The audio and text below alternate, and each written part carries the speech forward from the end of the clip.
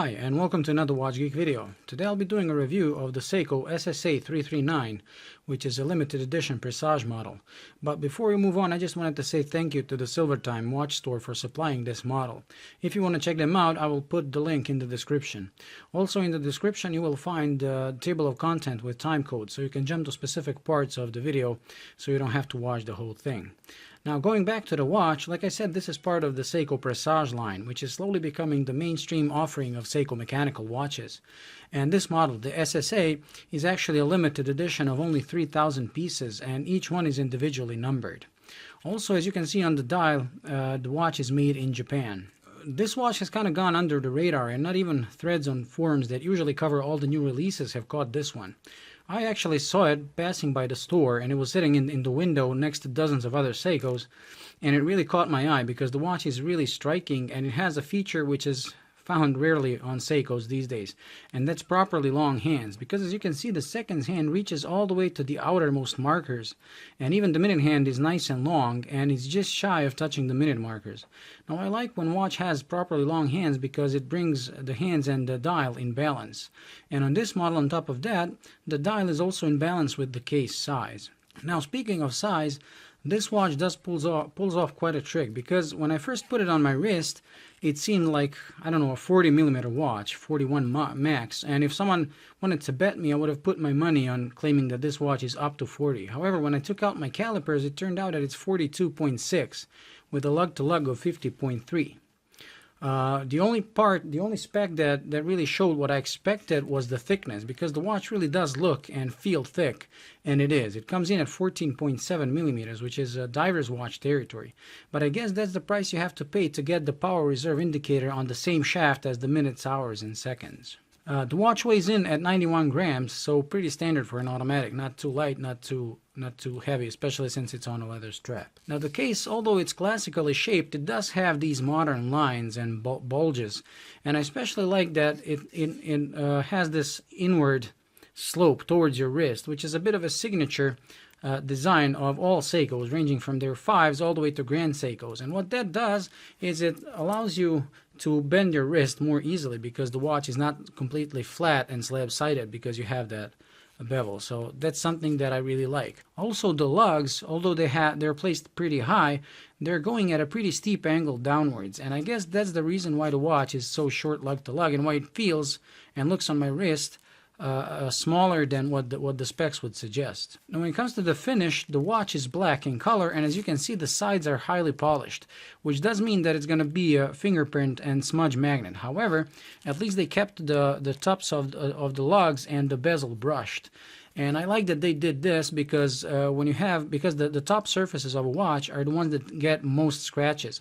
So if you make these polished, you're going to have a scratched up watch in no time. My SNX has been with me a little over a month, and already the highly polished bezel has gotten a lot of micro scratches that you can see in direct light. However, the lugs, which are brushed, have not a single visible scratch. So I like that Seiko decided to put everything brushed on the top surface of this watch, because it means it's going to handle scratches a lot better. It comes with a sapphire crystal, and as you can see, it's a flat sapphire.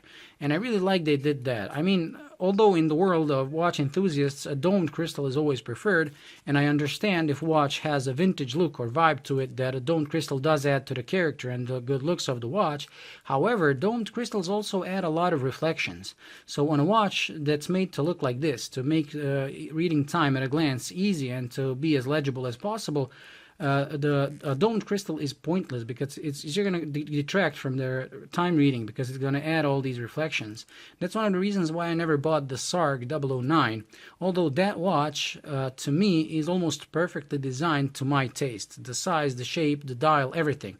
But they decided to put like I said, a domed crystal, and that adds a lot of reflections. And I saw some videos and photos online where you literally cannot read time because of all the reflections. So that's why I decided not to buy it. Luckily on this one, they put a flat one, and as you can see, the reflections are kept at minimum, so you can always see the time clearly. Now the watch comes on a 20mm leather strap which tapers down to 18 at the buckle, and the buckle is also black and nicely brushed. Usually Seikos come with pretty cheap and bad leather straps, but this strap gives me a feeling like Seiko is upping their game with leather just like they did with the rubber straps, because it's really soft and supple and it's very comfortable. I also like that they didn't go for that fake thickness when they add a bulge in the middle, because that bulge is just a foam filling. So it's not really leather, extra leather, it's just foam filled up to make the strap look thicker. On this they kept it flat, which I like because it gives me a more natural look of the leather. Another thing that I noticed is that the strap is pretty squeaky there, as you can hear. And it's a squeak that you have like when you wear leather gloves and you squeeze your fist, that kind of squeak. So it's very leathery, and I personally don't mind it, but I can see some people not liking it or even finding it annoying.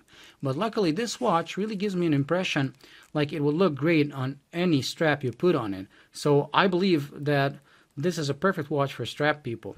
I especially think it would look great on a, let's say, a cream colored strap that would contrast the case but match the markers.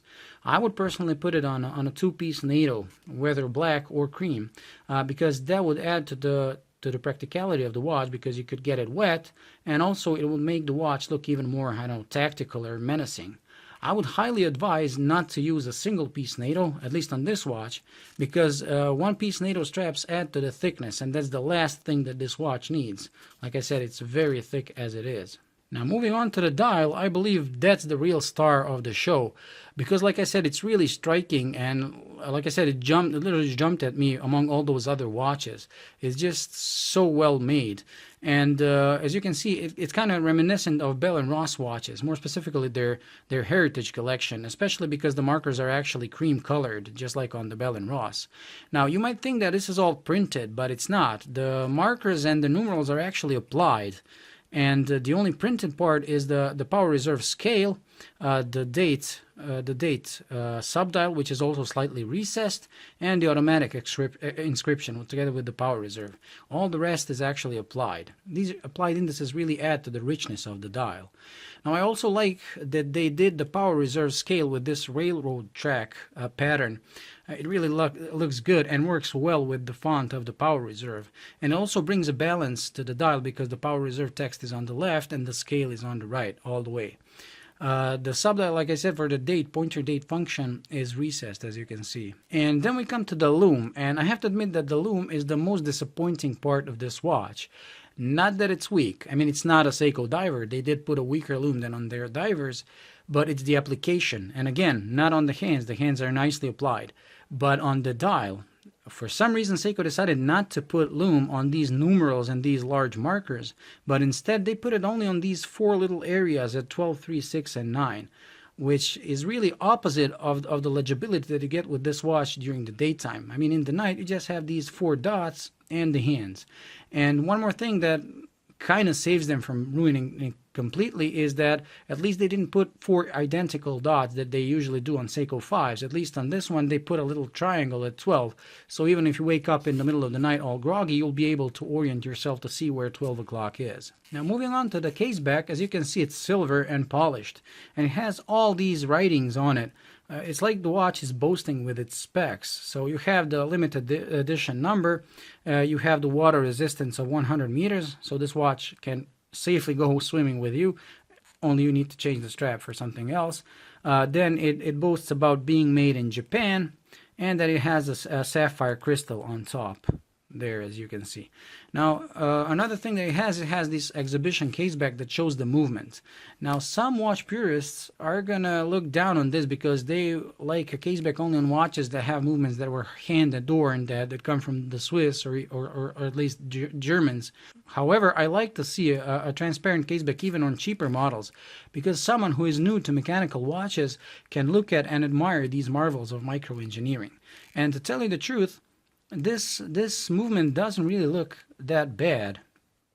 As you can see, it has this gold rotor, which really stands out compared to the rest of the movement, and it gives a slight feeling of luxury. And also, the bridges actually have this fine decoration, I mean the linear brushing, just like the 7S26 movements. But unlike the 7S26, these one also have these added bevels on the bridges that you can see right here. Let me try to show you this side as well. So this is just like the 6R15 movements have. And it kind of makes, since these are basically entry-level movements of today, and they have the decoration of the mid-tier movements of the past, which was the 6R15. So like you can see, it's powered by the 4R57 movement. And that means that it's the part of the 4R line of movements, which are the successors of the 7S26. Meaning that they add the hacking and hand winding. And this model, on top of that, adds the power reserve indicator that's on the center post, and you have the pointer date, which raises the number of jewels to 29. Now, since this watch doesn't have a screw down crown, in the closed position, turning the crown is going to wind the watch. And the winding is really smooth and nice, and it's pretty satisfactory looking at the power reserve indicator going up as you're winding. As you can see, it's really efficient. Even the slightest turn of crown increases the power reserve. It almost makes you wish that this wasn't an automatic but a manual wind, so you can do it every day. It really is cool. Now if you pull the crown to the first position like so and turn it counterclockwise, you're going to change the date. As you can see, the little hand moving downwards. And if you pull the crown to the second click, you completely stop the movement because, like I said, it has hacking, so you can set up the time. And when you're done, you close the crown. Like I said, it's not a screw down, so you can then again wind the movement. Now, all in all, I really like this watch, and I think Seiko did a wonderful job in making it. It does have its flaws, mainly the lume and the very big thickness. However, they're really dwarfed by the beauty of this dial and the overall design of the watch. And like I said, I think this would be a perfect watch for strap people that like to change and try out different colors. Because I really don't think there's a strap that this watch wouldn't look great on, except maybe rubber. Now, what I would like to see Seiko do is do a regular version, not a limited one, where they would put in a simpler movement without the power reserve or the pointer date, because then you would have a really clean dial and a very legible watch. But Seiko being Seiko, I doubt they're going to listen to us watch people. Anyways, this pretty much completes the whole review, so thank you for watching. If you liked it, please like and subscribe, and until the next video, bye.